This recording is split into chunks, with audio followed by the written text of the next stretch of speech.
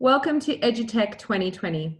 For this session, you will need something to take notes, paper or pen or an online notebook to record key ideas we'd like you to investigate later. Thank you for joining us today. My name is DioissiaTsirigosJacquieMcWilliam and I'm the English Advisor 7 to 12 for the New South Wales Department of Education. And with me today is Jackie McWilliam, who is the English Curriculum Project Advisor 7 to 12, and Tom Janesh, one of our English Project Officers 7 to 12. We would like to begin by acknowledging the Wadi people of the Dharawal Nation, who are the traditional custodians of the land where I am meeting with you today. We acknowledge the role of elders past, present and future, and the importance of observing the cultures, customs and traditions of Aboriginal Australia. The theme for the conference is disruption, creativity and diversity. And this is a theme that resonated with all of us when it comes to technology.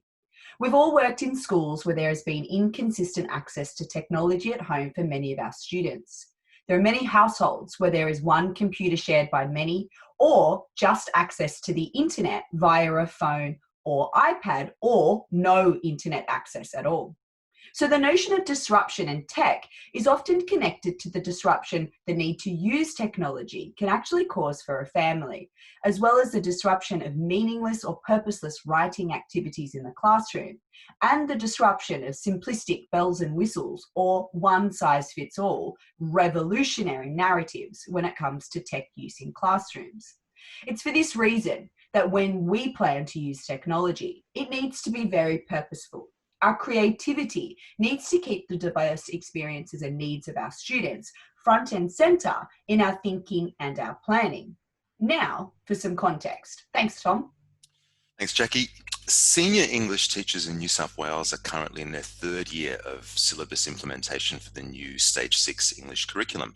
And we're coming up to the second round in the new structure for the end of schooling examinations, known as the Higher School Certificate in New South Wales. This new syllabus has placed significant emphasis on the valuable role of recursive writing and the significance of reflection as part of that process.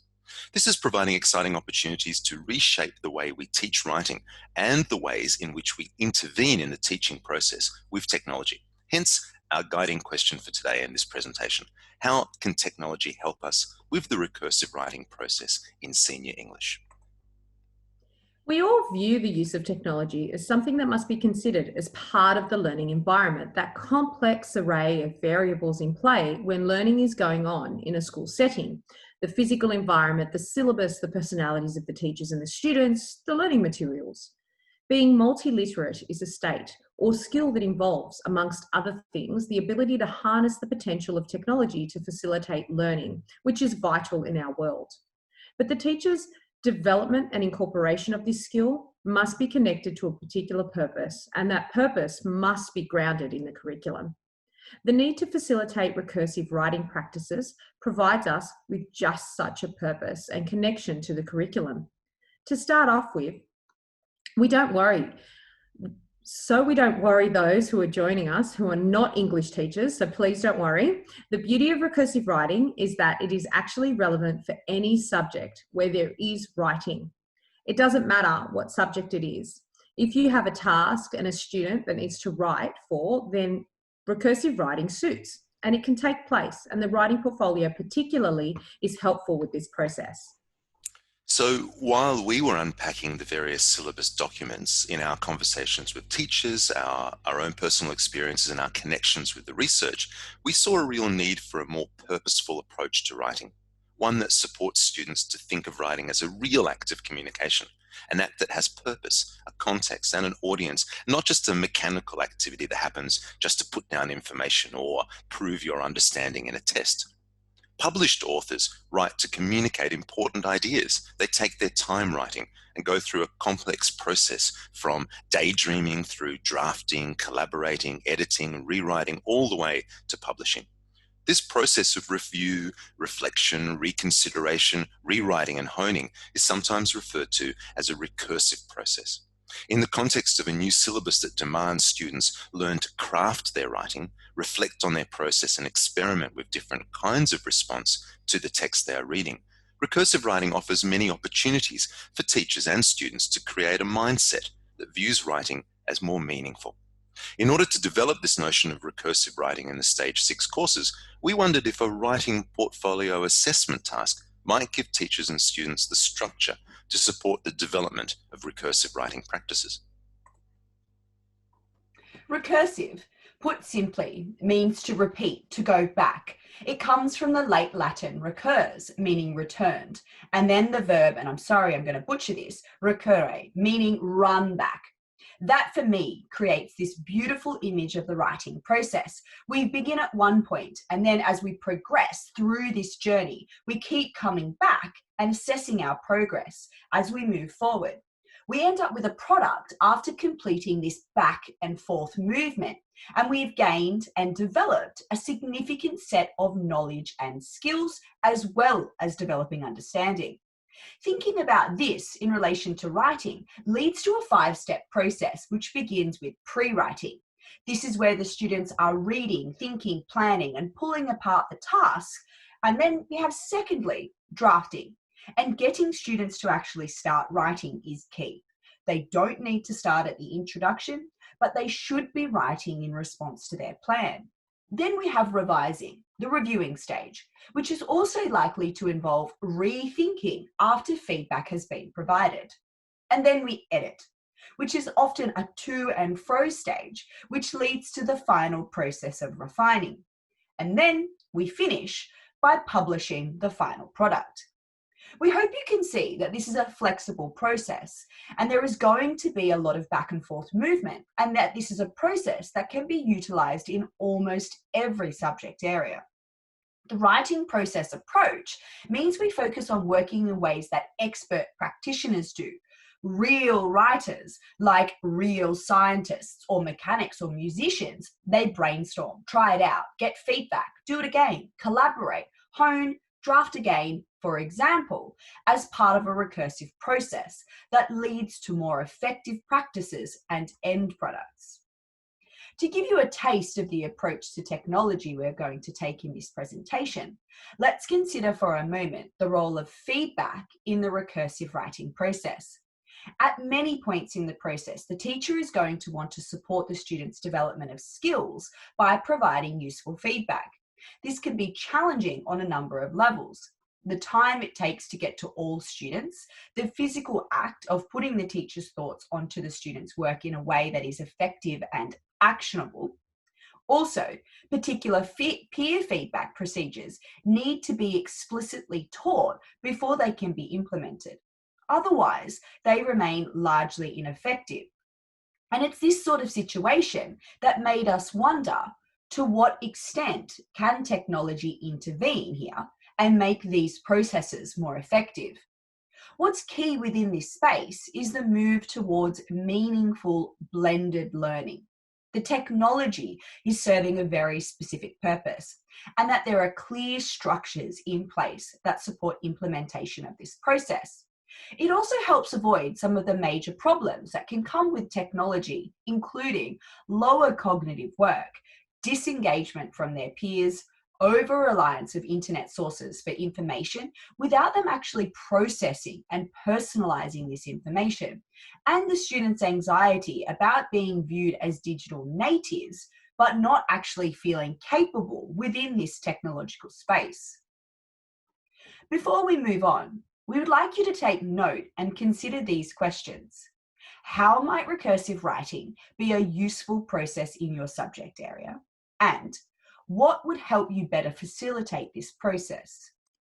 You might think about this in relation to assessment procedures, core knowledge that needs to be mastered, or philosophical goals.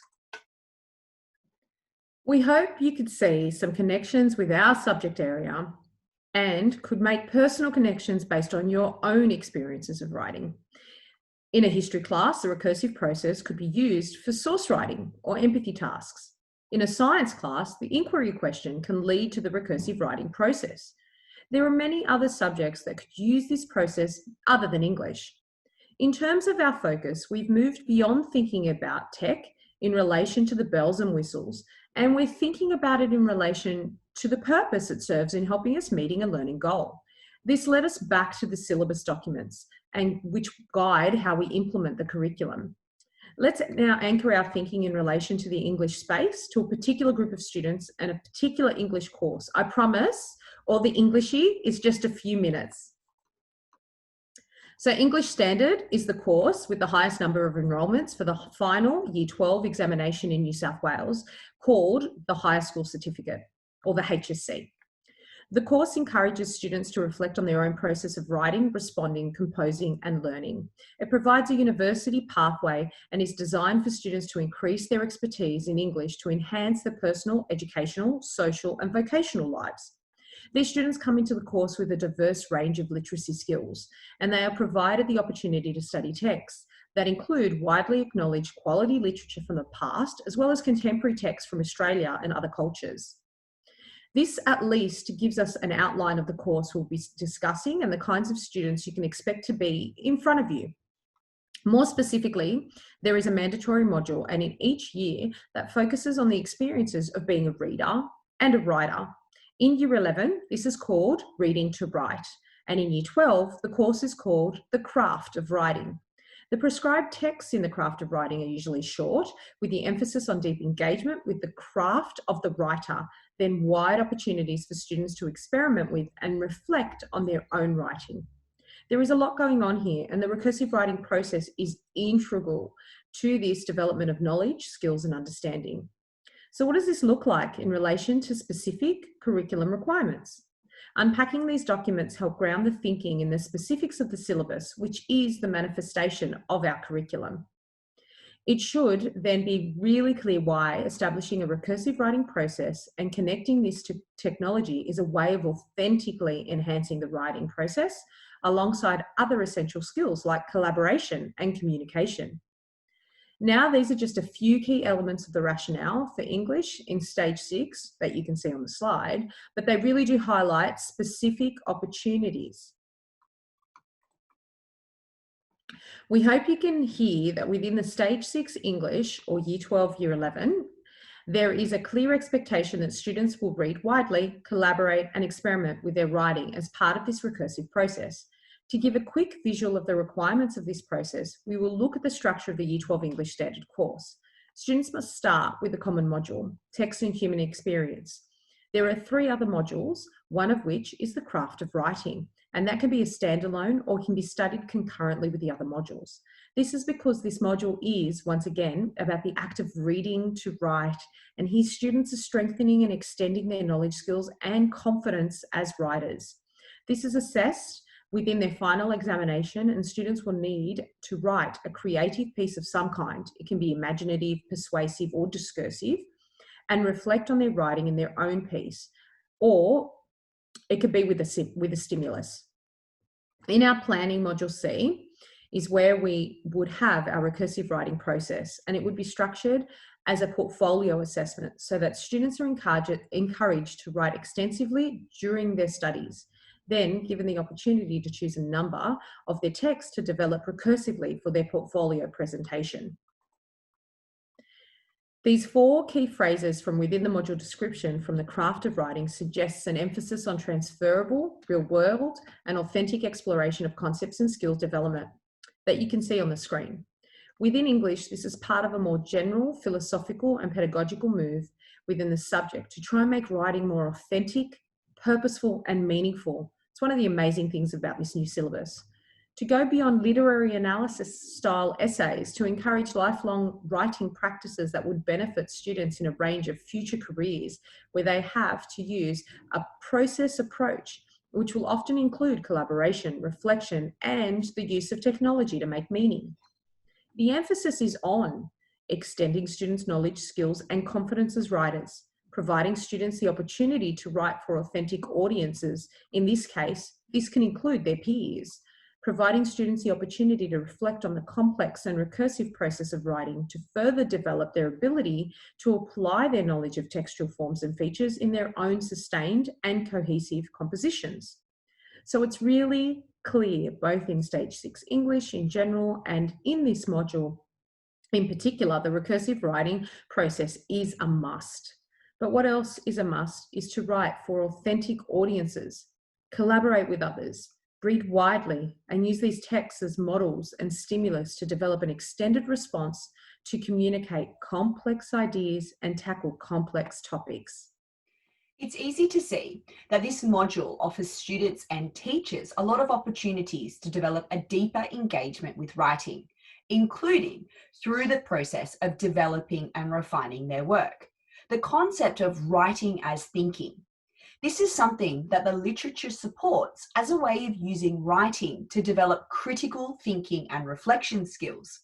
But it is also a way to move students away from thinking about writing as something that is only used to package and present completed ideas.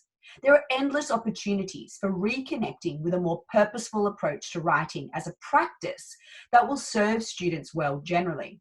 It helps students see that writing is an act of culture, an act of communication, and a means of developing self. We really wanted to make sure that, as well as the product that students will create at the end of such a unit, that we also focused on the learning process. This will mean that students' skills are being extended, as well as their abilities to transfer skills to other courses and to other subjects. This led us to exploring how technology could be utilized to enhance the collaborative nature of recursive writing and in turn support reflection. Interestingly, reflectiveness in any subject area is called the key competency by the OECD. The recent changes to the New South Wales Senior English syllabus, and thus the final examination for almost all the courses, has resulted in reflection also being formally examined. Now, this is a particular type of exam-style reflection, but for many students and teachers, this type of reflection has resulted in a whole shift in the way we think. The diagram on screen is used to represent the cycle that this kind of reflection can require.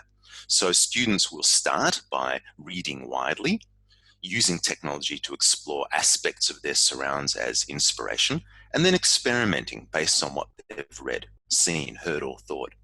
They then plan a piece and write in response to specific criteria or a desire for experimentation.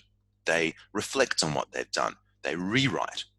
Then they collaborate and reflect with a peer, submit to the teacher for their feedback, and then they refine, keep refining, and write again and again.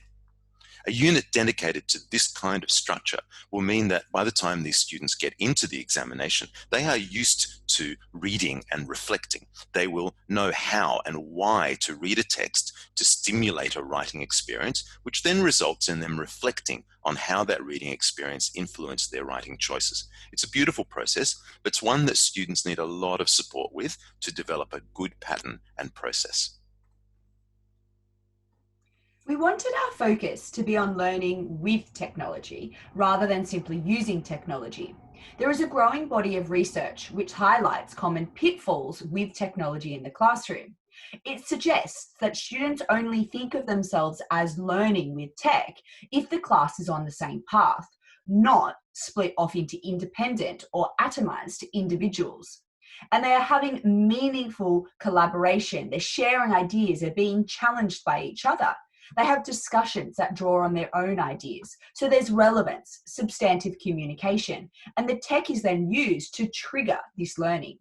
Students have also indicated that both anecdotally and through the literature that they want to move away from certain uses of technology. Livingston's 2012 meta-analysis for the effect of blended learning is particularly relevant for us and our focus on using technology to support recursive writing. According to Livingston, effective blended learning is that which is a digital manipulation that triggers the learning activity or learner reflection and self-monitoring of understanding. However, as Janesh illustrates, in a high school setting, technology needs to be a strategic element of the learning environment. It should be used as a scaffold for meaningful discussion and planning. Effective blended learning must provide enough time, variety of learning materials, and opportunities for collaboration for it to be effective. This leads us really nicely into our next point.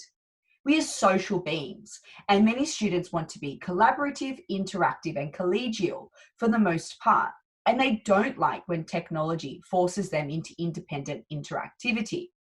They want to explore subject content while using tech as opposed to the technology itself being interactive. For example, the good old drag and drop, boxes and move text around on the screen, for example. The teacher is the structured facilitator.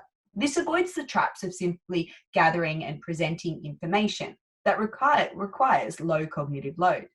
Technology allows the teacher to guide the learning, facilitate the collaboration in and around the technology, and enables interaction that is focused on higher order thinking, as opposed to things like font and color choices. This means that scaffolding, explicit instruction, and clear roles and expectations are still required, and this must be geared toward how students will actually interact through technology. COVID has shown us that many students struggle with self-paced individualized learning, and they value the collaboration and reflection that comes with the teacher guiding how they engage with material and utilize tech tools. They like being creative, but don't want to make digital products just for the sake of it. And they do not consider themselves to be learning unless this process and purpose is clearly linked to their learning goals. They need this to be contextualized, for example.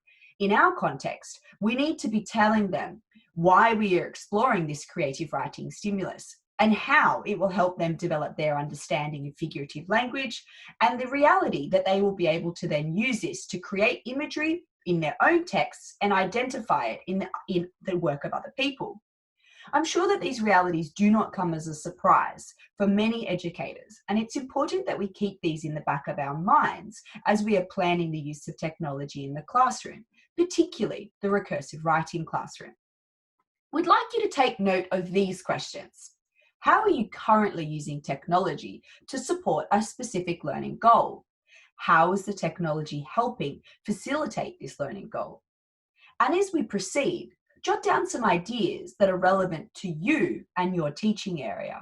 We really want you to be reflective and honest in your thinking. Sometimes we get caught up in the technology and forget the purpose that it's actually serving.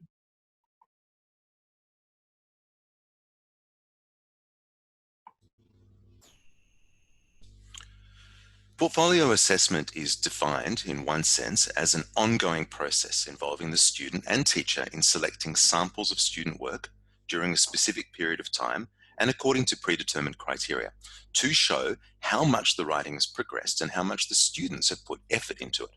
Importantly, it considers the student a full partner in the process of assessment rather than a subject of assessment simply. Portfolios, therefore, are a strategy for deep learning and purposeful writing that could benefit from interventions based in digital technologies to leverage some of the skill development we are hoping to see during the process. These interventions are intended to facilitate effective editing, self-analysis, and communication with peers and the teacher, for example. Many universities and a lot of the research around portfolios suggests these three broad categories that you can see now when it comes to thinking about the purposes and structure of writing portfolios. Please note that the type of portfolio you choose to set up may sit in more than one of these categories. The categories are really an encouragement to think carefully about the purpose of any writing portfolio during the design and implementation of this as an assessment task. Now, while the second and third options, which focus on showcasing a sense of achievement, are both valuable options, we wanted to focus on students being able to showcase their process. And so we are working with that first category, the working or course portfolio. This demonstrates the owner's growth and development by showcasing the works in progress and those edited and refined. The expectation here is that the content included is not just polished final pieces. There is an expectation that this will show how and why the work progressed. The use of the working portfolio can also really help the teacher with diagnosing areas of need. With a working portfolio, setting this up within the learning management system, or LMS, is really essential. The teacher would have key check-in points with students and dedicated planning, drafting, editing, and feedback and revising lessons in line with the recursive structure and the student's needs. As teachers, it's essential we have the thinking behind these categories in mind so we're able to make the most effective use of the opportunities this form of assessment provides both the student and the teacher. Thinking through these three categories may also help us to make good decisions about how and when to intervene with technology. The University of New South Wales website has a fantastic resource emphasizing the importance of a portfolio being seen as both product and process. As a product, it holds the work records and documents a learner has produced during a course or program and represents an edited collection of their learning achievements. But as a process-oriented tool, it enables learners to monitor their own learning systematically, reflect on their learning performance, present a coherent account of their achievements, and obtain feedback on their learning. There is much here that could be beneficial to students and teachers during Stage 6. Notice the focus on a partnership and a systematic process, which requires a rethinking of the nature of the relationship between teacher and student. The emphasis on process and criteria further reinforces the idea that there's an opportunity inherent in the writing portfolio experience to go beyond merely collecting and marking student work. Plus, the connection to peer feedback procedures means that students are also developing their own authority over the content they are trying to master. Now, given all that we have said, why would a focus on process be particularly important during any Stage 6 course? What would make such a focus challenging for students and teachers in your context? Now for another reflection based on the questions that Tom has just asked. Jot this one down in your notes. In what ways do you think writing portfolios might allow you to better facilitate the kinds of thinking, working, and writing that you would like students to be doing in Stage 6 or Year 11 and 12? What knowledge, understanding, and skills do they need to develop? And why would writing a portfolio help you to facilitate this kind of learning? Over to you, Denise. What this research and learning from home has taught us is that technology can enhance a student's learning experience if embedded in quality pedagogy. Part of this includes an effective learning management system, or LMS. In our state, the two systems that the department's students and teachers have access to are Google Classroom and Microsoft Teams. Every student and every teacher in every department school has a login that will grant them free access to the tools provided within G Suite and Office 365. This choice can be both liberating as well as a challenge. As we've just stated, technology as the scaffold, as we've just stated, technology as the scaffold is the focus. So it's important whatever platform is chosen, it's the one that students can and do have access to. The next few slides will look at how quality pedagogy with explicit instruction, scaffolds, and a strong, challenging classroom climate can enhance students' recursive writing process through Office 365 or G Suite. Some of the issues you might have thought about could potentially be resolved through the setup of the LMS. We don't want this space to just be the place students and teachers upload documents and assignments with very little authentic interaction. You can use your LMS, and we will focus on Microsoft Teams, to design your learning to suit your classroom climate and create and develop group, peer, and individual activities that students utilize within their writing process. Students must know how and why to use the space. Year 12 isn't really the ideal time to have this learning take place. This must be taught in earlier years, and the platform should be consistent throughout the school to avoid cognitive overload for the students. In the latter part of this presentation, we hope we're able to show you how technology united with the working portfolio as assessment can support the following. It can support differentiation. It can be used as part of flipped classroom. It could be used as a place of group activities. It could be used to support peer editing, self-assessment, guiding teacher-led activities, and finally support student-led learning. And in turn, this all fosters the development of the recursive writing classroom. This brings us to considering how we actually structure this in terms of the assessment cycle. What does this look like in the classroom? At all times as teachers, you have an evolving context in front of you, and we are suggesting that technology can assist you in intervening meaningfully in that context. But this depends on teachers suiting the technology to a particular problem that arises, such as how will I give meaningful feedback to all my students in a timely way. Hence, we are viewing technology as one of the tools and sets of skills that can be used to support the students in front of you. But we must be continually asking, what's the purpose of the technological intervention and to what benefit? Well, to answer this, we want to connect to the assessment cycle and use that process to guide our planning. This is the New South Wales Education Standards Authority, or NESA, guide for using syllabus outcomes in standards referenced assessment. While this diagram may not be familiar to you, we are sure the process is. Teachers almost automatically from all around the world in all jurisdictions apply this sort of thinking as they plan whole units of work and the processes behind assessment tasks and even individual lessons or activities. Usually, we kick off with identifying what evidence of learning is required in relation to the syllabus. We then plan how it will be gathered. We design our teaching and learning sequence connecting to particular formative assessment that will help guide toward the formal assessment. Plan and implement feedback processes throughout. Check in at key points to make sure students are making progress, and then they submit their final work. We go back and provide feedback, and the process starts all over again with the learning we have gained as teachers impacting the next stage of teaching and learning. This is the recursive process the teacher is going through at all times. We are moving back and forth, and this centers upon the students' progress as they move through the stages of their own recursive writing process. But what does this actually look like for students? Well, the recursive writing process actually fits pretty beautifully with this idea. While not in exactly the same way, there are some really interesting connections. When the teacher has planned the formative and summative assessment strategies, these become the center of the student's writing world. As the student implements the steps in that learning journey, the students begin to read, explore, and experiment, and they start planning and writing. Then, we have key check-in points to check whether they are making progress. We give feedback, and then students reflect and rewrite, or hopefully they might also collaborate. The teacher then modifies their pathway or continues as planned, depending on the evidence the learning has shown. Then the students continue to refine and rewrite, and so on and so forth.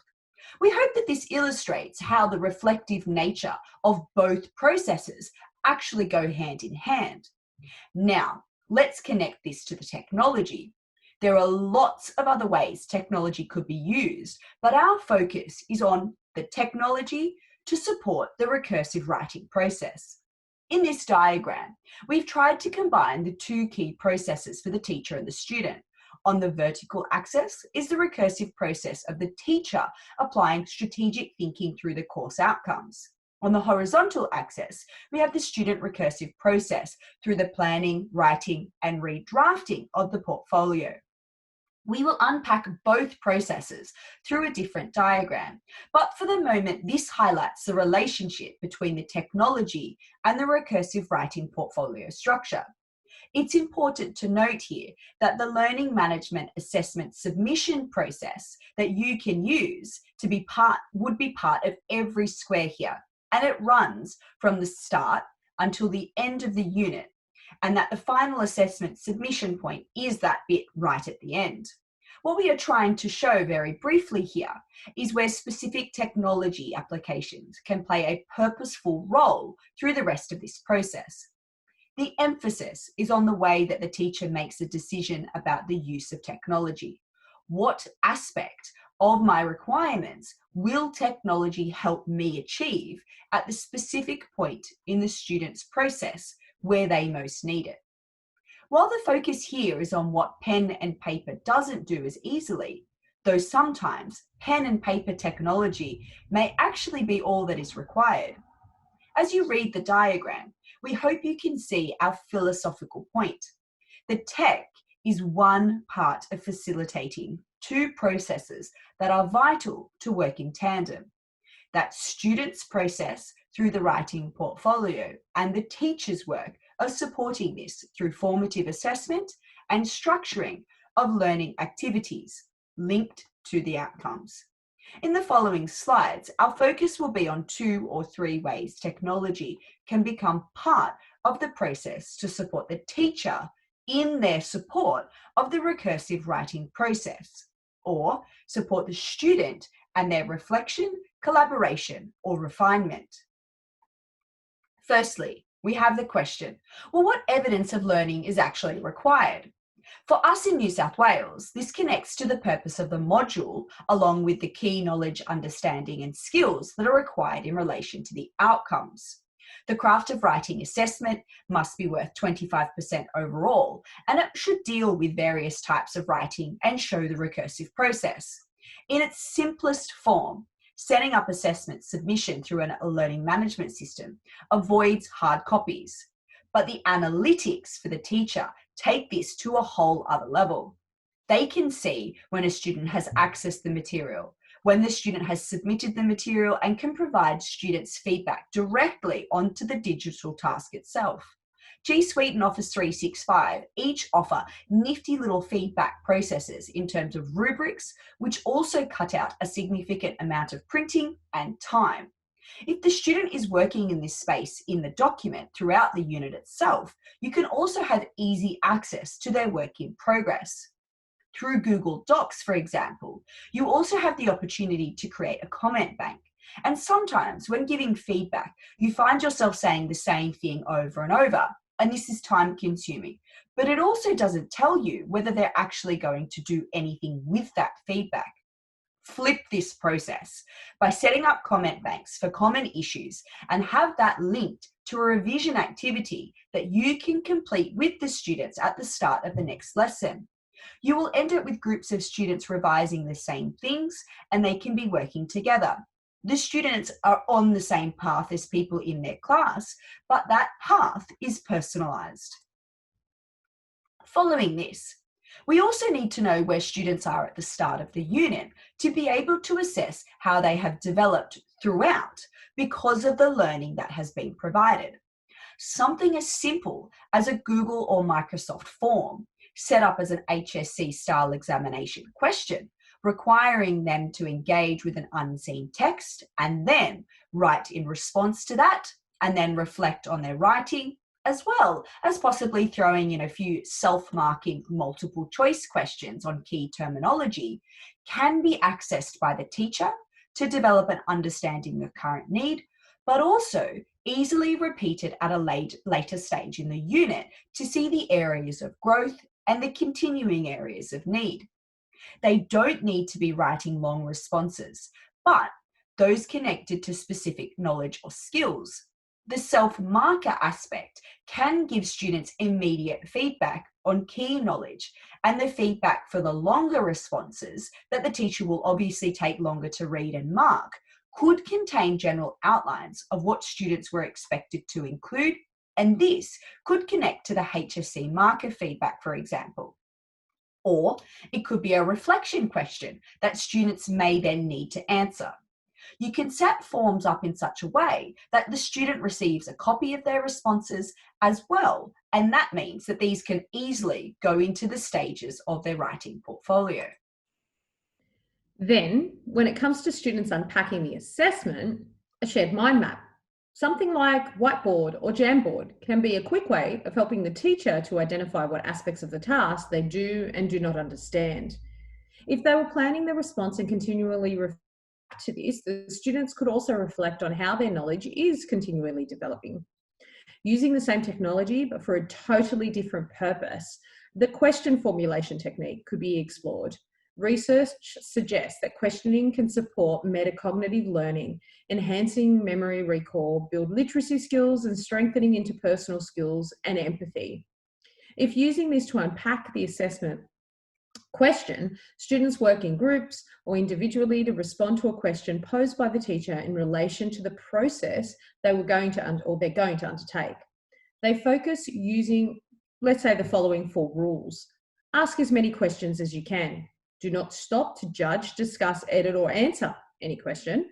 Write down every question precisely as it is asked, and turn every statement into a question. After a set amount of time, students can then categorize questions as open or closed. They can prioritize questions, discuss next steps, reflect on what they have learnt from this process. Best of all, They can't lose any of this. They are readily available. And as the teacher, we would refer back to all of these at key points in their learning process. Now we have the structure of the assessment itself. How will this evidence be gathered? To make the check-in points as easy as possible, it's best to have the students use a platform they can access at school and, if possible, at home, because as we know, not all students have access at home, but if they can, it's great. That means you need to know the devices they have access to. You could easily create a quick and easy form for them to complete early on in the year, well before you get the assessment to that assessment point, so you can design around their learning needs and personalising it for them. For the New South Wales Department of Education staff, the digital learning selector is going to be a huge help once you work out the platform that you're going to use. There are ample templates to utilise along with instructional and support resources with each of these. In the first stage of setting up the portfolio, you can outline within this template when the check-in points will be, identify their drafting goals, indicate the feedback structure, and outline when they are required to personally reflect on that process or progress. Because this is all embedded within the templates, this is even easy to share via assignments, and every student has access to this information once again, and they can't lose it. But even better is when you're exploring their work during these check-in points. It's an amazing wellbeing check-in opportunity as well. You can see how every student is progressing and then make adjustments based on their needs. As Denise just said, that wellbeing check-in is also a really easy way to avoid malpractice and support students in that personal reflection. Thirdly, we have what content, learning experiences, and instruction will allow students to demonstrate these outcomes. This requirement goes beautifully with the working portfolio, as this structure would have targeted check-in points, as Denise mentioned. Students would be demonstrating specific knowledge, understanding, or skills in relation to their prior learning, in relation to particular moments in the learning journey. Digital quick write tools can help you support the "I don't know where to start" student, because the start is done for them. Their job is actually to continue the story along. It also helps you support the "I've written enough and that's all I can think of" student, as they have provided specific prompting points in relation to key language features or devices. These kinds of tools help students explode a moment and build an imaginative piece around specific stimulus. And best of all, they are quick. They are designed for short, regular bursts of writing. They are also low stakes, no pressure, lots of pieces with the opportunity to choose their final products. There is also a growing body of research that highlights the significant impact that consistent, low-stakes writing can have on the development of students' literacy skills. Then we get into a common conundrum, the "did you research this" conundrum, when students are writing about a topic they know nothing about because they see shock value or the grimy reality of life, or it's just something they find intriguing. Research around the benefits of a portfolio also highlight that this style of task allows students to write about topics that require reflection, but also enables students to express their feelings, thoughts, and judgments comfortably while exploring an area of personal interest. The world of COVID has actually resulted in the creation of lots of wonderful online tools, such as Google Arts and Culture, that students could use to stimulate this writing experience and help take them out of their current postcode and quite possibly into another time and space. But why do this? What is the technology actually allowing you to facilitate in this particular moment in the learning journey? Well, it allows them to have choice, explore an area of interest, and write in response to stimulus that inspires them. But note the structure on the screen. It's not just free rein here. It's still structured writing time. They're not expected to write an entire piece, but there are key targets they need to focus on as they progress. I would use a timer and give them the instructions at each point, as well as giving them the instructions within their portfolio document. You could easily modify this structure to reflect specific knowledge or skills you want them to demonstrate in your own area. Here, the focus is on trying to connect with context and utilize a motif. The research also doesn't require significant cognitive demand. They're just dipping their toe in and trying to explore a world beyond their own. Now, on to the fourth question in the teacher's recursive process. How will feedback be provided? This is a particular area that can be beautifully supported by the technology. It makes this process more time efficient for both the teacher and the student. So here's a suggestion, the class OneNote. Now this can help students organize their thinking, learning, writing, and interaction with feedback from the teacher. Audio recordings, and as you can see that's marked on the right of the screen, can be inserted by the teacher straight onto the page. Students can engage directly with the feedback, it's only on their own page, and then plan their response to the feedback provided. A separate problem for some students is keeping track of feedback, then applying it at a later date for the next assessment task the following term, for example. How many of us have found ourselves giving the same feedback to the same student multiple times? So, OneNote, but also potentially other apps such as Forms and even good old Excel would allow you to support students keeping track of their feedback. It's great that they have recorded strengths and weaknesses at one point, but in these apps or LMSs, the student can be guided to revisit this form prior to their next assignment. With any kind of feedback, whether it be an audio recording of a feedback session or typed into the document, and you can also see the teacher's feedback typed into that page on OneNote, there must be explicit time to revisit and reflect on how they have implemented this feedback. The impact of this is twofold. There is the act of listening and re-listening, but also of applying, clarifying, and hopefully learning from this process. The clarity of OneNote is that all their previous work and all the previous feedback the teacher has given is only ever one click away on the page. And now to another idea, another practical idea, and that's feedback groups. These are set structures that lead students to engage with the piece of writing and explore its desired impact. You might set up writing groups that engage face-to-face at first and share their writing, but they then utilize the shared digital document to record comments. Then they must agree or disagree with the comments that have been placed on their piece of writing from the rest of the group and add two or three of their own. This structure would need clear rules and procedures, but this can really help students develop a trusted writing group to work with. It involves explicit teaching of things like spell check and track changes, for example, but also the principles of peer feedback.